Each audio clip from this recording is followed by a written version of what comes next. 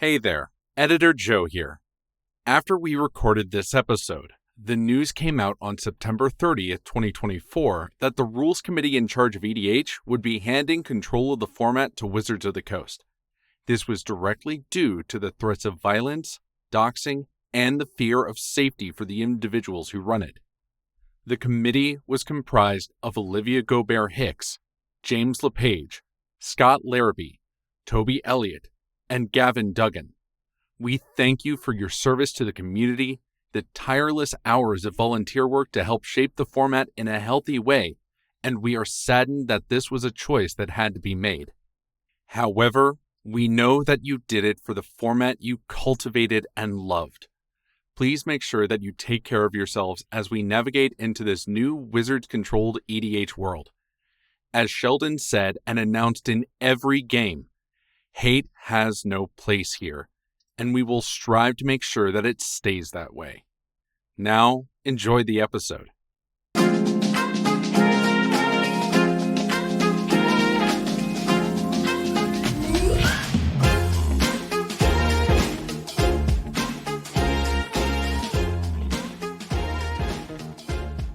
And welcome back. We are talking about probably the most historic day in Commander history since inception. I'm Levi. I'm Jacoby. And I'm Joe. And this is the Thought Vessel. Welcome to the show.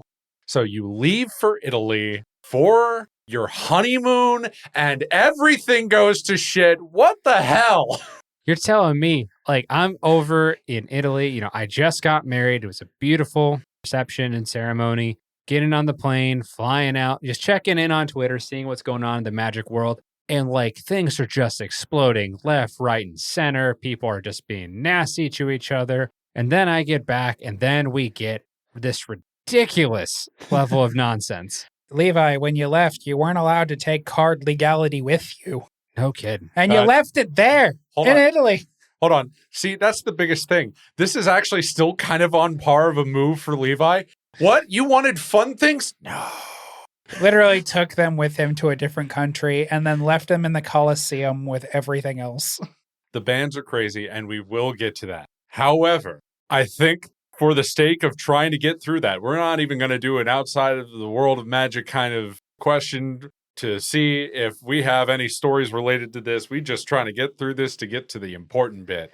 Today is a legion of just important stuff for our perspective. But really, welcome back, Levi. Hope you're ready to dive right into these topics. Absolutely. Yes, And Mazel Tov on being married, despite the fact that we were both there and saw the whole thing. There was a beautiful speech given by Jacoby. it was beautiful. Yeah, I even got to dab on him in the photos. It was a great time. Yeah, and I looked like I was about to Mike Tyson your ear in a different one.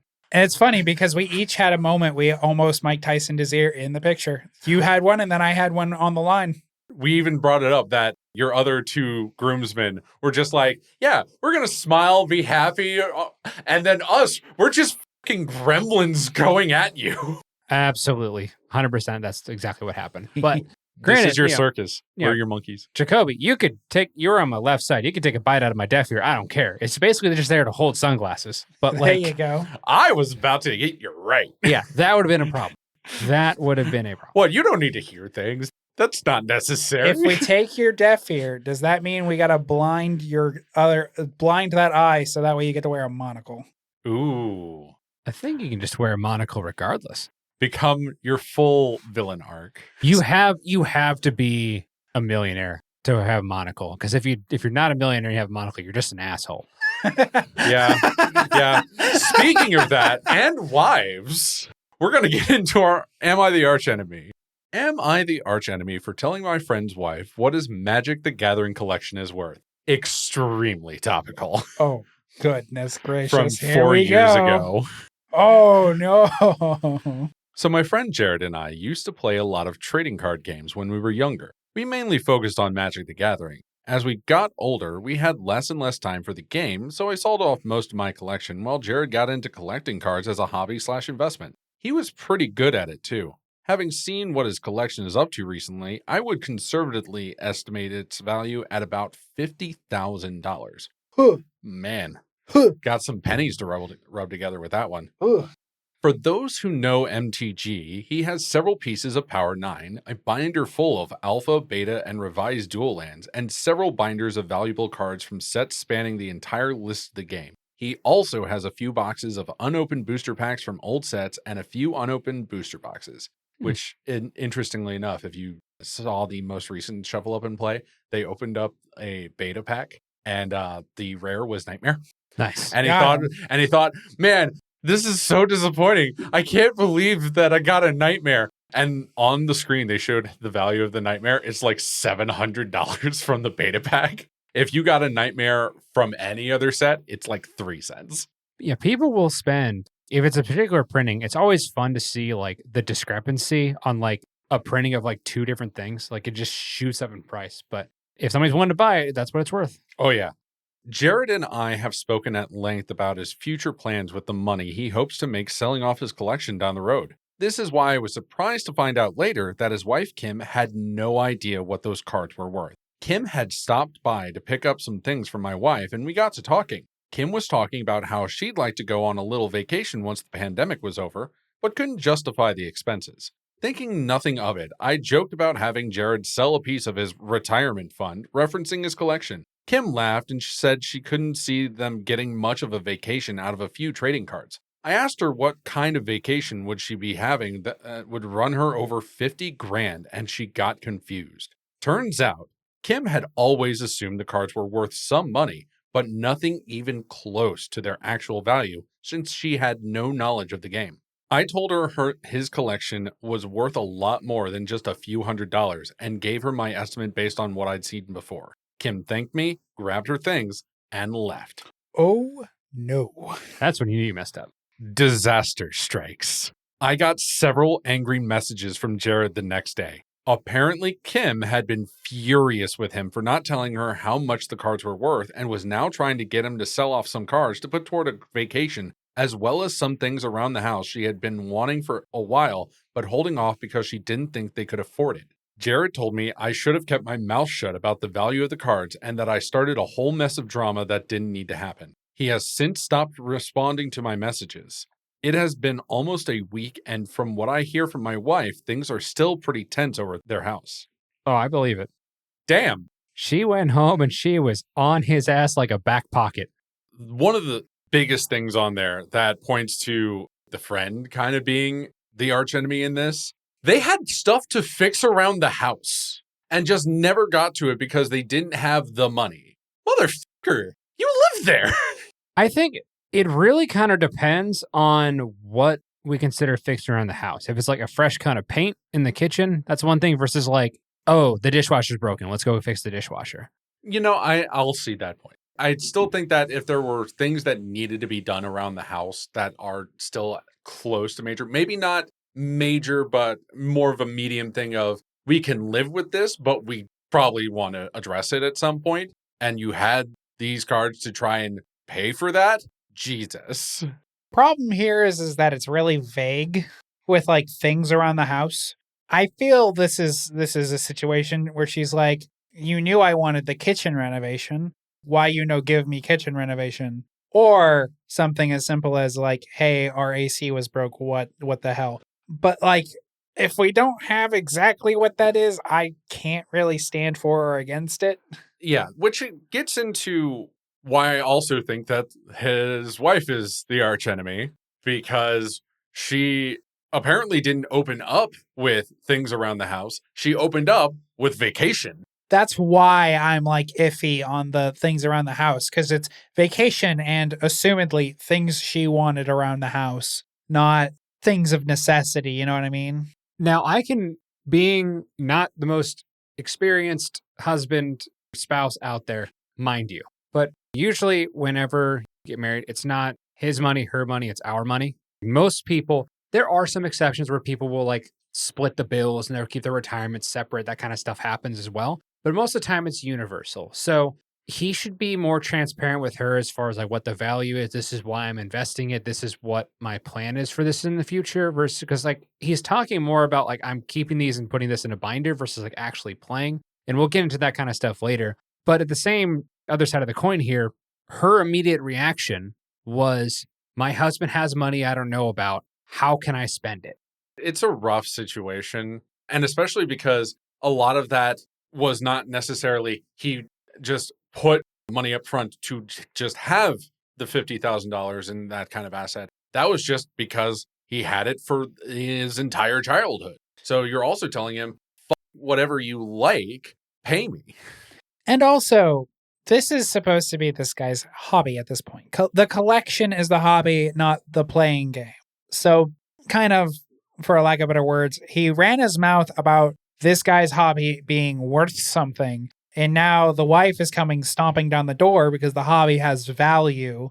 And now he's got to be like, great, now I have to argue with my wife about this thing that I really like to do because there's a monetary value attached to it. And she's telling me to get rid of it despite my enjoyment of the collection. Which also brings me to also saying that the OP is also the archenemy. Yeah. That's right. Everybody's the archenemy because they're all terrible people. Things that should be between spouses that you have no business in. I don't think he's the archenemy. I think he's a dumbass. Because, like, I don't think it's an unfair assumption to assume that the wife's on the same page with the husband as far as what the collection is worth. My wife knows how much my Magic cards are worth. So here's the thing, right? The moment she jokes and is like, haha, yeah, sure, whatever. That's your key to be like, oh, she doesn't seem to understand this. You then go, hey, I mentioned this to your wife. Maybe have a conversation letting her understand. At that point, you shut up. Like you need to take the social cue. And that's why he's the archenemy. Yeah. He didn't take the social cue. His failure to see that the second time, because he had two moments in this text where he was like, haha, and then she's like, and he's like, haha again, and then just elaborates like, no. This is definitely the Spider-Man meme. Each of them standing there pointing at each other, and they all have the arch enemy tag. Yeah, it's real bad. Proud of all of you. That being said, Yeah, it also goes into one of the biggest things of, that was a pop. You good? Ow.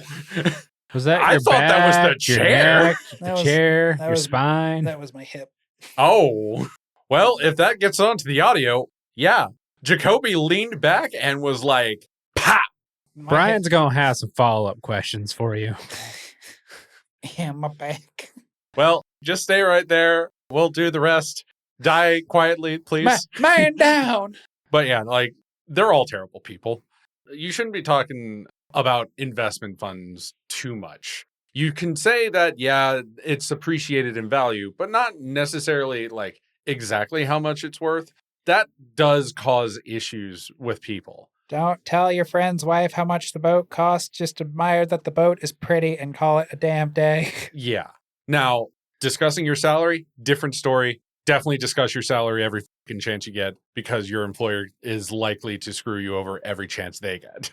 But with your investments between friends, never do that. That's a bad idea. It can cause rifts in friendships. It can be like a keeping up with the Joneses effect with, well, I need to do better for my own self and not always do that in a healthy way. Unless you are that trusting in your friends, don't talk about your investments. It's a bad idea. Just full stop. So, with that out of the way, what we got next? Now, I will say that we do talk to Levi about investment opportunities, but that's also different. To be fair, that is his profession. That is a thing he does. That is not hey, Levi, because you have just strong opinions. What is XYZ? No. We come to him for legitimate advice. And he hasn't given us a pyramid scheme yet. Speaking of which, I have a new opportunity to talk about you after the show's over. No. Oh, Jesus No. Christ. You stop that. You stop that right now. My hip will pop again at you. Could be the other one this time. Yeah. But no, I think it's just kind of, there's two assholes and one dumbass here. I do think that just all of them are terrible people. And I think this was just a gigantic error that could have been avoided. All right. Are we ready to move on to the elephant in the room? Oh, yeah. I I personally want to speak to this only because a lot of my friends have, in fact, gotten this. Even if they had not been a part of any kind of rules committee, any kind of advisory group, they are just Magic players that have a platform playing Magic that they had to essentially say, They are not a part of these decisions. Please do not say vile shit to me. I don't tolerate it. Nobody should tolerate that shit. You wouldn't want people to come into your job and then give you a death threat over a minor incident. Well, in most of these, this isn't even their job. Like a lot of content creators that you see in this space are doing something else. It can vary from being a paralegal, an insurance adjuster, an actuary, retail space, IT, a lot of people in education actually, but it's all across the board. Not to mention that a lot of them directed their hatred towards incorrect people because they are just totally unknowledgeable of where they're going. But let's get into the what we're talking about, and then we'll kind of go into the aftermath and kind of see what has happened since then. So for those of you who don't know, we're just going to go into the good, the bad, and ugly of this.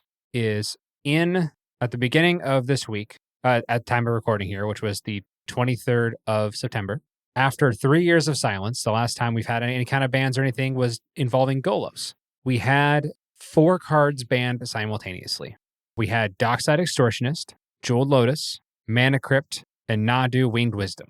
Nadu being the lesser of all of those bans because it had it coming. We're absolutely going to get in that too. But yeah, no, it was really funny on how fired up people were about 3 of these, and Nadu's like, yeah, that makes sense. It caught a ban in like every other format. This was just next on the chopping block. And because people were also playing it in casual, like I've even said in this podcast, it was bound to happen. It's hilarious because I never got to see it a single time in the wild ever. I've never seen any Nadu deck to date. I had it in the 6th Doctor as more of a defensive, but I had one game in which I got a Lightning Greaves out, and I get it. Yeah. It was fun. It was a lot of fun. For me in particular. Nobody else. However, it was neat. Yeah. It fell under the same category as Paradox Engine. Paradox Engine was banned for the exact same reason, which was non-deterministic lines that took up a whole lot of the game for one player. It's almost like someone on this podcast called it for that rationale. Yeah. Yep. That was me. That being said, I also thought that they were not immediately going to ban it and give it a little bit more time to flourish because people thought that of Turgid. That's been the historic norm here.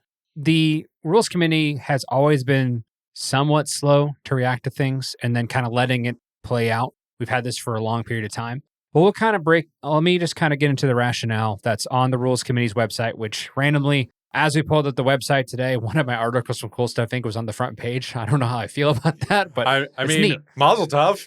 You're getting famous in a different kind of way.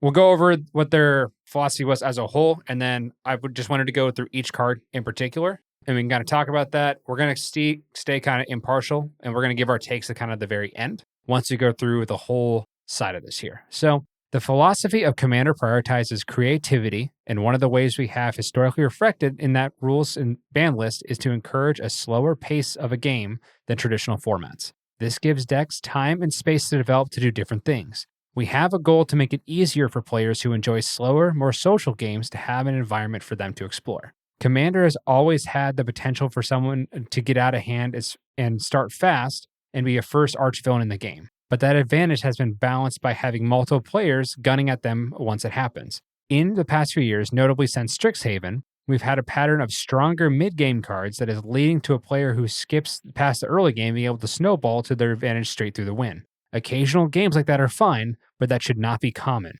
And we're taking steps to bring the frequency down by a bit, banning 3 of the most explosive plays in the format. They even get into Nadu in that list, but that's fun. Well, that's because Nadu is not an explosive play. It's a little explosive. It's not. It's just mostly Simic stuff. But we'll get into the first rationale here. We'll talk about this first card. Probably of the list, I think the most surprising one, just because of how long it's been legal, and that was Mana Crypt.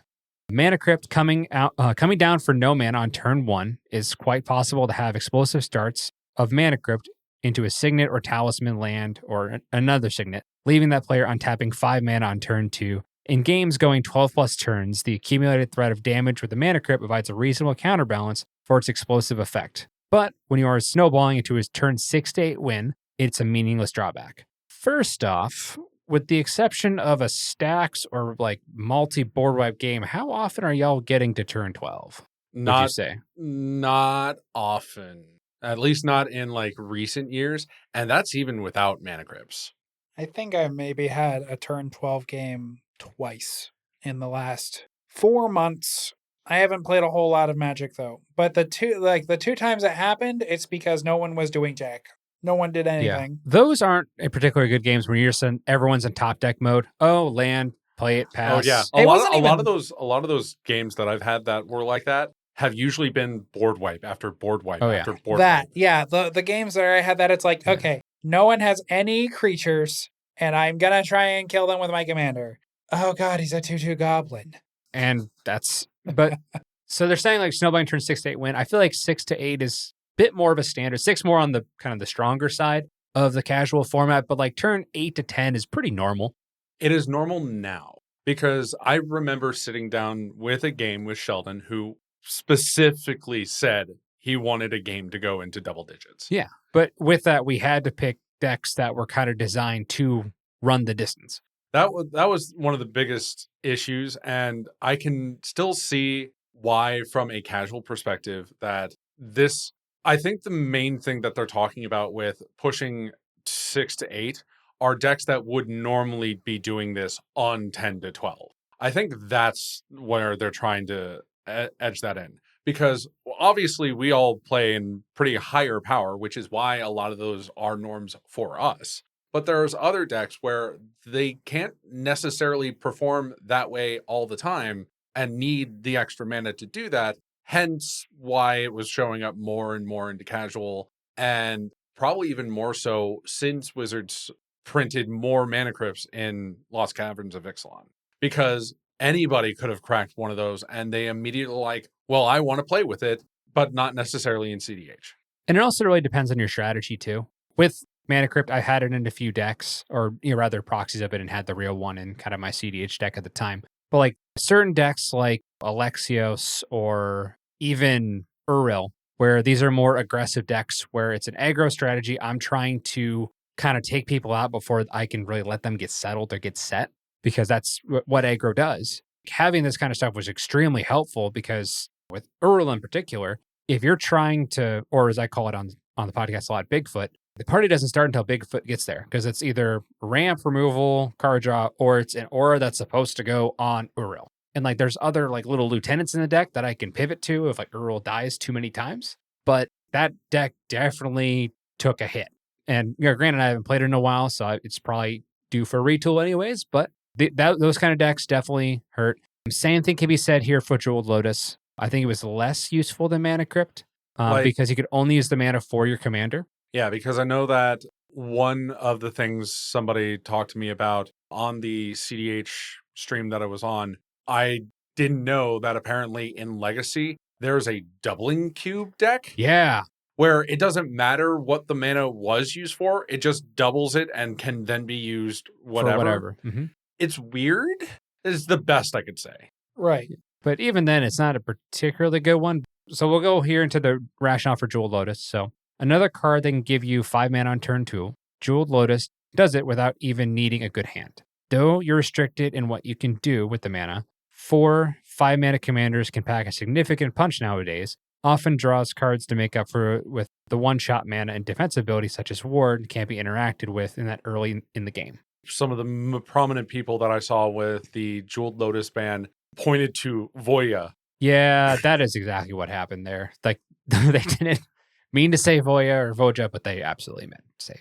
Well, I mean, even then, literally, you saw a whole bunch of powerful commanders that Wizards saw that were just kill on sight, and they weren't going to see any impact on a game if they didn't have that on there, be killed outright because they had such a powerful ability. And so they slap Ward on everything. They're now course correcting, and we're going to see that probably next year, maybe? I want to say that they started doing the development this year. And we're seeing weirder wards now. It's not just mana. Sometimes it's like discard a card or sacrifice something. Which is a whole lot more reasonable than paying the mana. Yeah, I think we're going to start seeing that higher cost commander focused cards are going to have more outright protection, but it's going to be like workaround protection, not straight protection. If they want us to have like really high cost viable commanders for this format. Like I imagine things are going to be closer to like Rada Drabic, where it's like, okay, it's a 4 mana, but we justify it having 4 mana and being like a jank ass 2/2 or whatever by having Ward 2. I will say it would be interesting that we would likely have never had this conversation if Wizards just listened to the RC when they were trying to do Jeweled Lotus and just not printed it. Yeah, but at the same side of it, I am thankful that we had Jewel Lotus because the art is probably one of my favorite in all of Magic. It's absolutely beautiful. I have mine that's signed. I can't use it anymore, but it's on my desk right now, and it is just Imagine if beautiful. imagine if it was a different kind of Mana Rock. Imagine if it was like any of the Gilded Lotus or like the Suspend Lotus, any of those where it wasn't a 0 drop that only cared about your commander. Imagine if it was just cost some amount of mana, Lotus kind of thing. Hell, you could probably still do like the sacrifice thing after you pay for like 1 for it, and it's just a different kind of Black Lotus at that point. It's a Ritual Lotus that could go into any deck. I would much rather a Ritual Lotus than another Black Lotus. Yeah, I mean, let it burn. But I don't think that they'll be moving that direction. Now, granted, Wizards might come out with like a mana crypt in the future, but it's like a 0 mana taps for 1 or a 1 mana taps for 1 and deals you 1 damage, like a really dumbed down version of it just to sell packs. Because like a 1 mana tap 1 rock is going to be selling like crazy. Yeah, that's definitely going to be in the competitive edge at that point. It may catch a ban still in 60 card formats because that's still close to the mocks, and a lot of the mocks, even if they were down card advantage, did catch a ban for that specific reason. Even then, it's really weird having a card that was specifically designed for Commander, was intended for Commander, and was recently printed in mass production to sell a set for Commander, be banned in... You can use it in a Doubling Cube Legacy deck, but that's about its only use right now. The only thing, as far as its value, is the art is really cool, and it's got the word Lotus on it, which always carries a little bit of value because there's a lot of people that like to collect those types of cards. That's why a lot of these cards still have, while they're not retaining their original value, are still retaining a lot of value. We'll get into that as well. Yeah. I think it's more curious to say that we have these moments where they keep doing a number of things like, oh, we're going to just print more Lotus and we're going to print more Dockside. And then people like the RC will be like, maybe don't. And then they don't listen. And then they're like, all right, well, crack. No more. Go away. Honestly, the ban for Jeweled Lotus probably should have happened maybe 2 years after it was printed. Let people play with it. It didn't seem like it was going to be too much of an issue, quote unquote, but you had an issue with it when they were printing it. You probably should have hit the ban button much earlier. And then banning Dockside took way too long, according to many, many people. Oh. Speaking of Dockside, I think as far as power level, like this one equally had a lot of ramifications with the rest of this. I think this one might have hurt competitive Commander the most because there were some decks that just straight up are dead because this card does not exist. The fact that it was full-on Dockside loops with a Meal or Temur Sabertooth straight up kills a lot of Gruul strategies. Itali probably can still see some play because that's primarily a food chain deck as well. It's just harder to get to food chain. And we'll get into this once we talk about this as a whole and the ramifications. Let me go ahead and read the Dockside Extortionist's rationale here on the Rules Committee website. Dockside isn't normally quite as explosive in the early game as the other two cards because, of course, you have to have your opponents having artifacts and enchantments, not necessarily a guaranteed thing in casual, let alone early in the game. But it can still go mana to positive on turn 2 and generating substantial treasures after that. It's been on the border for years, and we've shied away from taking action in the past because the card has scaled well in its power level at the table, but its frequent contributor to more egregious snowball starts. I don't know if it's necessarily as much of a snowball starting issue as it is very much a long-winded finisher. It's definitely depending on when it comes down in the game. If it comes down early, it can be, well, I'm getting a little bit farther ahead than my opponents and probably can pivot that into even better board position. Late game, it can be, well, now I have all of this mana that's no longer limiting me. I'm going to try and win right here, which is at least what Jacoby has seen more often than not. I stand by the same statement I've said for each one of these cards, and I will say it again. Let it burn. I'm not worried. I'm not bothered by these cards being banned personally. Dockside, of course, had a lot of loops. Very, very powerful card. It's an awkward one where you could have a deck that might be using it just as like a ramp source that's not using it as combo, but it's really hard to rationalize putting it in a lot of like casual Commander games. Absolutely, totally fine in CDH because that's what you're doing. I feel like this was the most CDH caught astray. A little bit. I will say only a little bit because I know that I had a casual deck of Invictus Asmati the Dire that used Dockside, but I basically had it in there to be a more higher power, maybe not CDH, because, well, Dockside comes down, makes token, kill Dockside, then for a flippy of a different effect, and because that's also a pseudo reanimator, oh, here's another Dockside. I will say that I have played that in a casual pod, and it was a lot stronger than I necessarily meant at that time, which is why it's kept it towards more higher power at that point. I policed myself. That doesn't necessarily mean that a lot of the people who did put those into their decks did. A lot of these are coming as, for years, a lot of it was Rule 0 is probably going to be the best option for a lot of these. This is a reaction where it's seeming to fail. Rule 0 has shown that, at least with these cards specifically, it has failed. And at least this is now, from what I've seen of other people's opinions, a pivot where the Rule 0 conversation onus is now on the people who want to play these cards instead of the people who don't. Which, honestly, seems at least where the RC wants to go with that. To change where the onus is. And we'll kind of transition here as well. They also talk about they're not banning Soul Ring at the time being because it's been in every single pre-con. It's so synonymous with the format. We'll see if that holds. The spirit of the format. But yeah, so they kind of use that as the elephant in the room. But at this point, we'll just have to see if it holds up or not. Jacoby's staring at me after the spirit of the format. Let it burn. Spirit of the format. And then the last card, of course, this one I don't think had as much reactions as the rest of them, but another ban here. It's explosive, but in a different way, given that Nadu, Winged Wisdom, has been ejected from multiple formats at this point. It's no surprise that we took a close look at it for Commander. Sometimes hugely problematic cards in other formats, Oko comparisons, are fine in Commander, but our observations that Nadu suggested its inherent play pattern is going to cause problems. This was just too close to Paradox Engine. Took a long time, may or may not win. I'm assuming with a lot of Nadu decks and CDH tournaments, like you're going to get a lot of draws because you're just taking so much time. It certainly got its win percentage up to be the second best deck in tournament settings. It's just one of those things where it kind of comes to the heart of the issue of just Wizards' design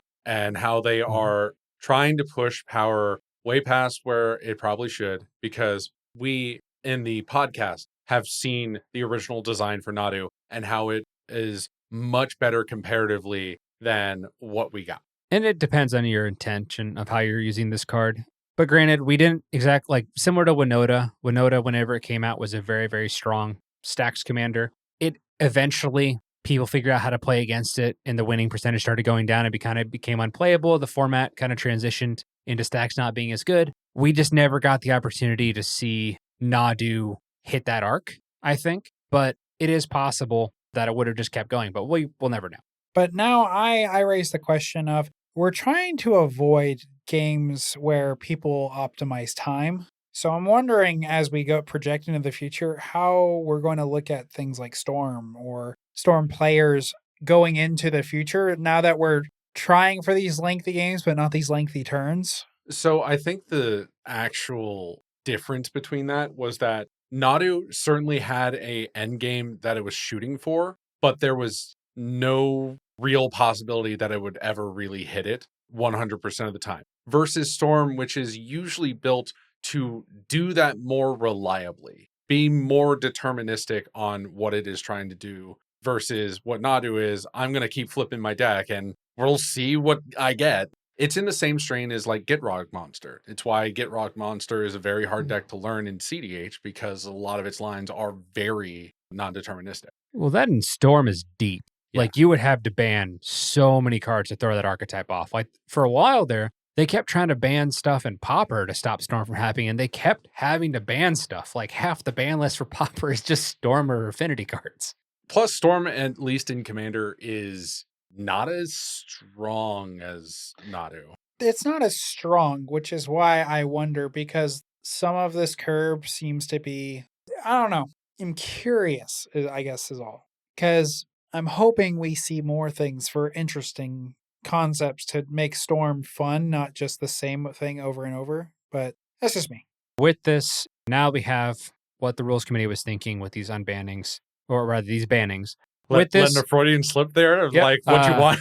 I want them all unbanned. and with this, there's of course been like kind of three different sides to this story. There's the good, the bad, and the ugly. So we'll kind of start out with the good here. I think that this is a overall win for the casual side, especially like the hyper casual, where you're not going to have what in I am playing in a casual pod, and I have pods that run these cards, I have pods that don't. And I'm almost at the point like it felt like I needed to run these cards, because if I didn't, the odds of me going against and having one or two players hit one of the three, which is Jewel Lotus, Soul Ring, or Mana Crypt, every game was pretty high. So then there is immediately going to be an archenemy. I have to make sure that I'm holding removal to stop a commander out the gate. Yeah. And it was harder to actually like brew a deck that isn't, maybe has a little bit more of a lax strategy or something, because I'm like, I'm going to get outgunned or outraced before I can get anything going, which can be a hard thing. But I think shifting the meta this much on the casual side of things is an exciting opportunity. We haven't had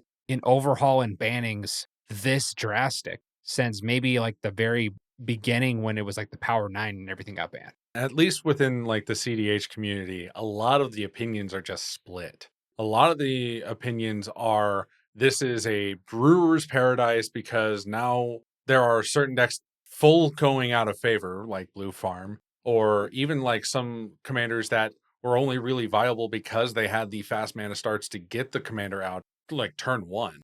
But the other side of it is, well, I don't get to play with the powerful cards. True, losing the powerful cards does in fact have some negative connotations, but with CDH, these are some of the better brewers that we have in all of Magic. They will adapt just fine. And one thing that I used to always say whenever I was a coach in throwing, when my players complain about the rain, because the ring's slicker, it's harder to actually throw and stay in and not scratch and make your feet in a position. I would just tell them like, look, we're throwing the same ring as everybody else. As long as the rules are the same for everybody, I don't care. This is in the same strain of one of my favorite memes that's come out of this, which is, but without these cards, my deck is nothing. Well, then maybe your deck shouldn't have them. The full Tony Stark to Spider-Man. Yeah, but we'll get into that argument here with the kind of the bad side of this as well, is less on the casual side, more on the competitive scene. For me personally, like I was running a Sisay Weatherlight Captain deck. I've had a Sisay deck in some capacity built ever since it came out. I was actually missing it in casual, so I built a second Sisay deck just to do like human type of stuff, which I also enjoy. But the deck at this point, and as the tournaments have come on, more results, and a lot of people have researched it, we relied on Dockside heavily. Like we had a lot of ways, especially on the legendary side, of getting Dockside out of the deck and then looping it to get infinite mana, infinite activations, and winning that way. So we still have different lines we can go for, but nothing near as consistent. And a lot of it is either playing out a haste enabling Planeswalker and then trying to drop in a Gigantha or a Selvala or something and looping at that point. But these are a lot easier to interact with and just a lot more complicated to get everything put together. So the deck is a lot worse, which really stinks, because like I had that one like tournament ready, everything was legal, I had all the cards, and now like I can't play it at a competitive capacity like I used to because someone else made a decision. So that is definitely a feels bad. Well, if it needed your deck to function, you didn't truthfully want it. But other commanders didn't take that effect at all. Like my backup one, which is actually now my primary, Magda, it was nice having the extra treasures because you could just play Dockside and then go tutor for whatever you needed at that point. But like we didn't need it. Like I didn't really have a lot of ways to go tutor Dockside. It's just if I got it, great. If not, whatever. It's in the same as my Evelyn deck. Halden and Paco didn't have any issues because Dockside wasn't in it, much to everybody saying, but you should just put it in there. It's like, no, that's not how I want that CDH deck to function. I want it to never miss. I want to make sure that I have a card available at any point in time that could deal with anybody else. Exiling something does not help me to do that. I think it does still make Blue Farm worse. Blue Farm got a lot worse, but there's a lot of the ones I feel really bad for are the people that their decks are basically dead at this point. Yeah. Like you have in that vein, you have Rocco, which was a toolbox tutoring deck. And primarily tutored Teamer Sabretooth to try and do that. Yeah, because you can get Rocco back and then you go get Dockside and Loops. And that was the outs. Like you could do other things, but it is nowhere near consistent enough anymore. Jacoby's boy with Corvolt. Yeah, well, let it burn. Like I'm not like I had the CDH loop deck of Corvold and being able to just do all the fun shit. And you know what? Let it burn. Let it burn. But with that being said, like it's that you should let it burn. when you're having these decks that are tournament eligible, like you spend thousands of dollars to put them together, and then like, oh, I can't use this anymore. And you have to like almost like scrap and retool. And a lot of CDH decks, there are some staples that go across the format for the most part. It's kind of a weird spot. Like for me, do I spend the money to try to get Magda up to tournament eligible? Or do I just keep running the proxies that I have in it? So one of the bigger things that I saw that was at least a net positive was that a lot of CDH players that thought the worst about proxying have now more accepted proxies because of this. Good. As they should. This could be what the burying hatchet is against the proxy debate. Because now those players who were super anti-proxy just got hit in the one button they were like anti-proxy about.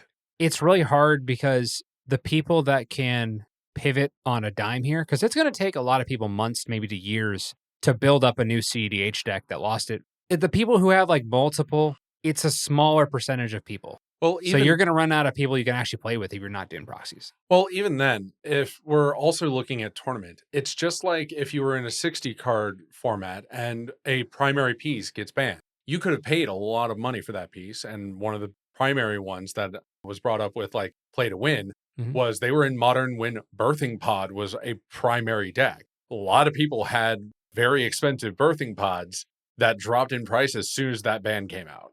And they just have to shift. Well, you have to be, one, it's 60 card format, so it doesn't get as out of control in most formats. If you're running Birthing Pod, you're usually running a 4 of, which means that you've spent 4 times the amount of a Birthing Pod to be in that deck. Which, I mean, that's going to set you back hard if that entire card gets banned. But like, you don't have to worry about the OG duels. There was no Mana Crypts at the time, Jeweled Lotus, a lot of the higher expensive cards. And like, you have to field 100 cards. Not a whole lot of basic lands in there either. Like, everything has got some value to it. With the exception of Magda. Magda runs a lot of stuff that's like 20 cents.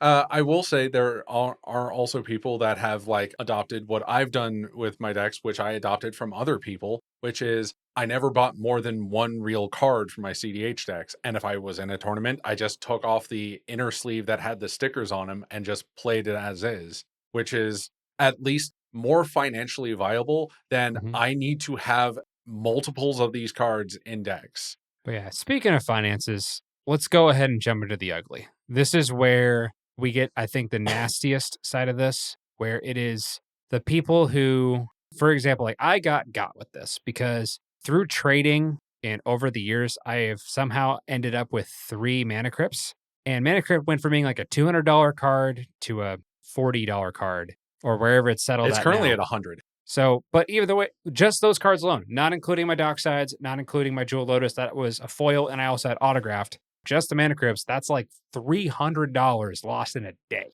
of value. And like I'm at the point where because the rules committee can go in and ban, and we've historically seen how drastic this could affect the prices. Like I own multiple copies of Ristic Study and Smothering Tithe, and I'm at the point like I'm selling all but one of these cards because I'm not comfortable holding the risk of, oh, this is going to get banned and I'm about to watch like, hundreds of dollars of mine go up in flames.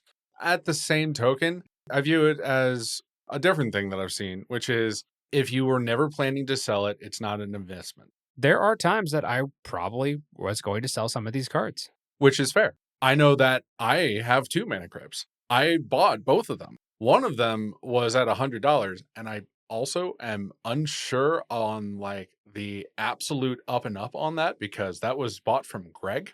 Oh, yeah. I see. For those who don't know, Greg was at one point someone we associated with and then found out that he acquired his cards via shady practices. That might have been still. Yeah. That's why I'm uncertain. The biggest thing is that he also was financially destitute. He was on Social Security benefits. He was in a halfway home. There were reasons for his behavior, but they are not justifiable nonetheless. Yeah.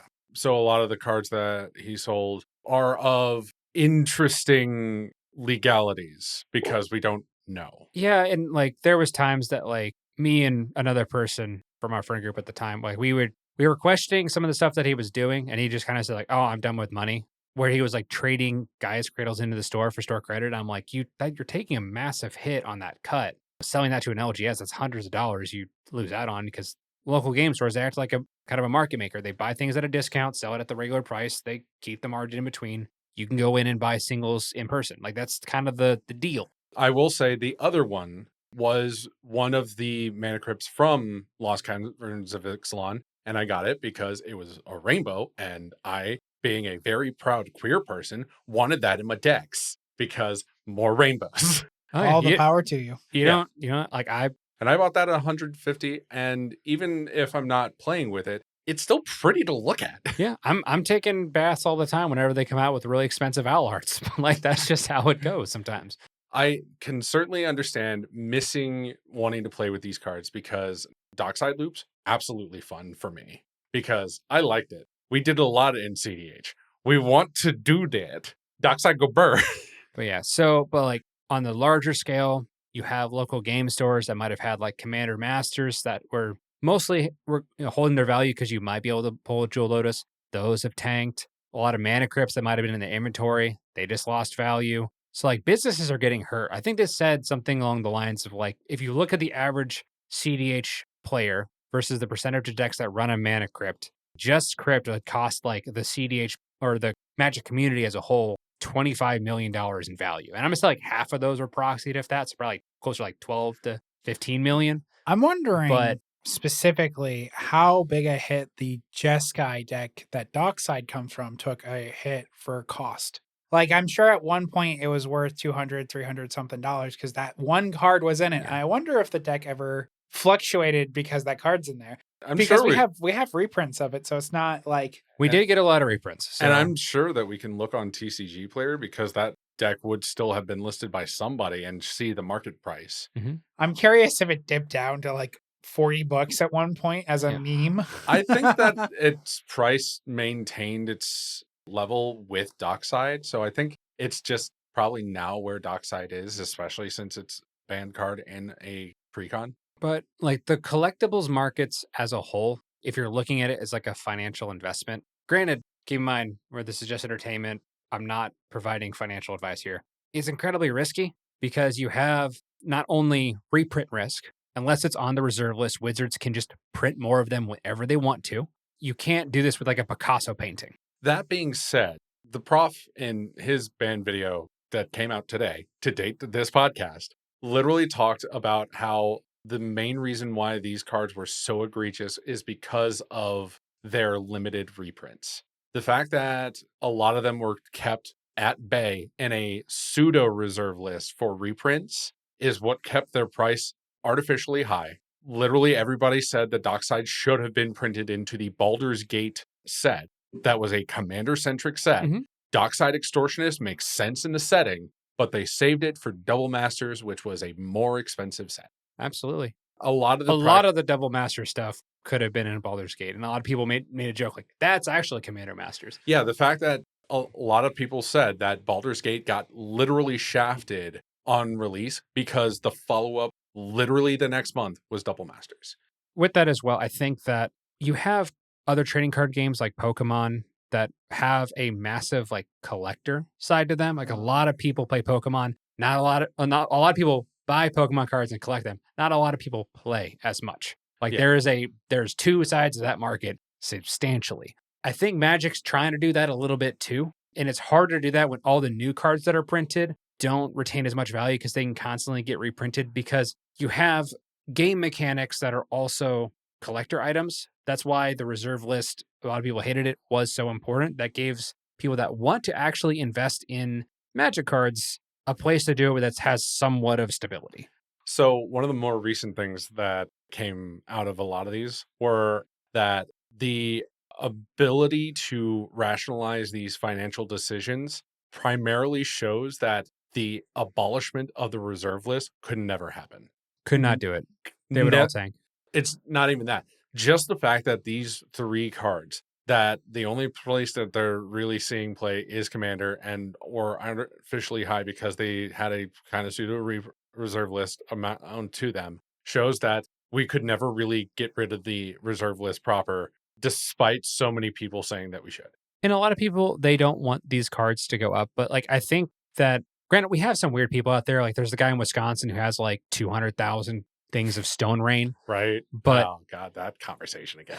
But like, there are some people that really like having a collectible card game as a way to kind of put some money in investment. Like I know someone from the area that was trying to kind of buy and sell and trade and like kind of watch the Magic stock markets a lot to eventually sell everything for buying a house. And they got lit up like a Christmas tree. Down payment on a house, mind you, not the full thing, but just like that's what they were aiming for. That's still insane. Yeah. Not the best investment. However, like some people really enjoyed this kind of stuff. But even the cards on the reserve list that are legal in Commander, you still have that opportunity of them falling if they get banned. Like a Gaia's Cradle could fall in value if it gets banned. But looking at that's kind of the good and the bad and the ugly of the situation as we see it now. Overall, what is your general take? Do you think it's a overall good for the format, overall bad? I personally have it as an overall good for the format. It certainly shakes up CDH meta so that you can brew into the next different kind of infinite mana combo. Maybe it's a little bit jankier than Dockside Emil or Dockside Teamer, but you can still do it. Bomberman still exists so that you can not have a hand, but you may accrue value a different way with it. You may have an outlet for that. You might be in a Bant shell with Thrasios, do the infinite mana. Oh, hey, we just Thoracled off of that. Absolutely could happen. My personal opinion is I think there's 2 sides of this as the collector and as the player. For the playing side of thing, I think CDH is going to take care of itself. I do feel for the players of decks that really needed that kind of acceleration, like kind of the hyper side of things. When your pile of $5,000 that you've taken years to put together kind of is no longer usable, that really sucks. And I feel that. But this does give opportunities. You can find other decks that you love. I've fortunately had a couple of deck lists for CDH put together, just nothing that was real at this point. So I have other things I can play, but it's a very tough spot for the secondary market when it comes to singles, because it's harder for me to justify buying an expensive card like, oh, well, it's just going to go up in value. Like, as it may not. If it gets banned in another format, we could see the decline. And I think you know where you stand. Let them burn. I'm of the opinion we should ban more cards. Okay, no. No. No. These cards are good. Ban Gaia's Cradle. Get rid of it.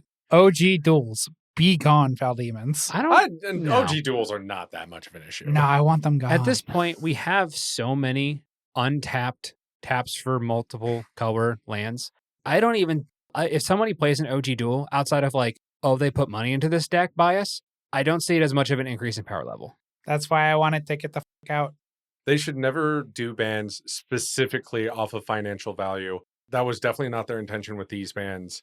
These were just way egregious in a more casual setting, which even a lot of people who do police themselves never really put into their casual decks. Like Play to Win. Dylan talks about how every CDH card that he knows that is absolutely a CDH card, never puts it into a casual deck 100%. He does not want to play that way when he's in a casual game, because that's not a fun time for him. That being said, I can understand certain cards being banned, such as Gaia's Cradle. I can probably agree with you on that, especially with Tolarian Academy being banned. Well, if you're going to do that, you got to take out Sanctum at the same time. 100%. Yeah, I think you just hit the cycle. Yeah. And honestly, I own a Gaia's Cradle. I'm okay with it being banned. You should hit that particular wedge of the cycle. Yeah, no one cares about the other two. No one cares about the other two. No, we care about Phyrexian Tower. Stop saying that. No, you care about Phyrexian Tower. Shut up. Listen, me, the Phyrexian, barely cares about the fucking tower.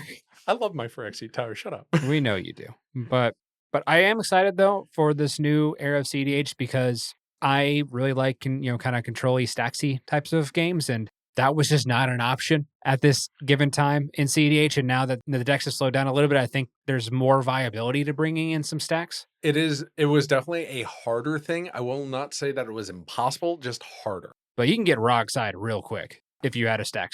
So like not having that as big of an issue anymore is really helpful. I think one of the biggest things with a lot of the stack stack in the meta, and especially with like Rogsai, is that you have to mulligan aggressively and know what each of the decks at the table does. If we're talking about knowledge to tournament Rogsai, you could pick that deck up in a week and go in 100%. A stacks deck, that's a commitment.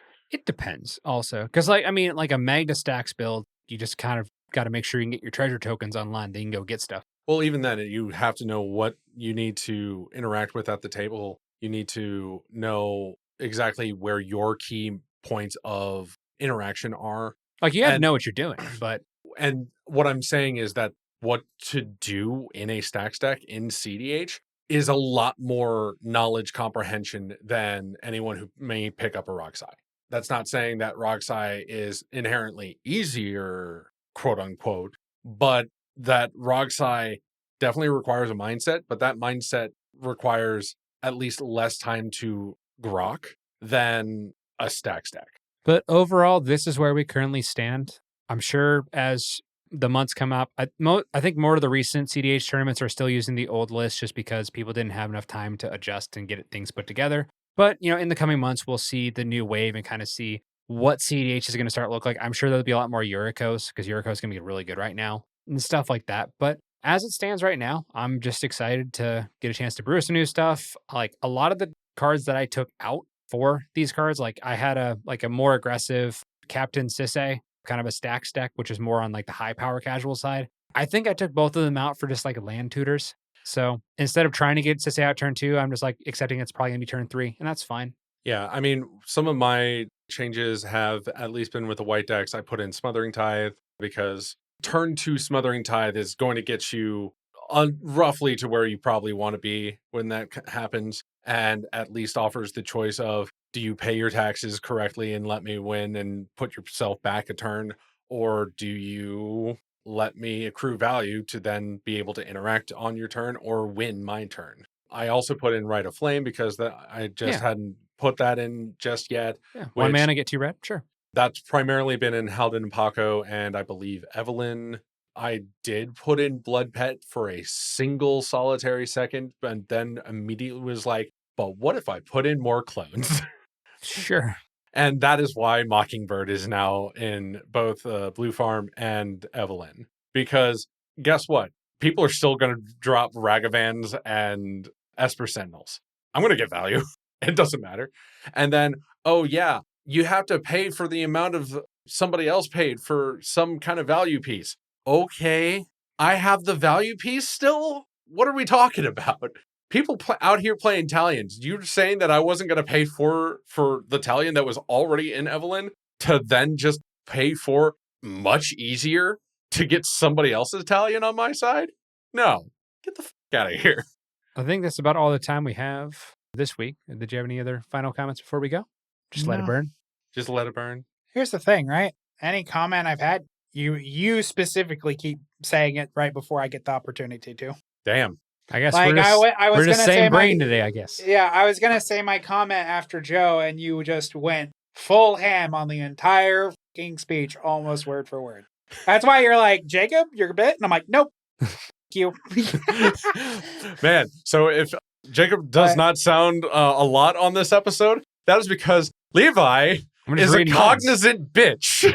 Yeah, no, like I'm not saying a whole lot because like the comments I have, they're being said before me. Whatever. I'm not worried about it. Just over here with the Millennium Eye. That's all that's happening right now. Time's up, Jacoby boy. Got him. And with my power of know you, I draw exactly what I need to give you this finger right here. And in response, the episode ends. Oh, man. Do I have a response? Oh, no. I guess it Sundown. resolves. Resolves. Good night, everybody. Take care. Bye.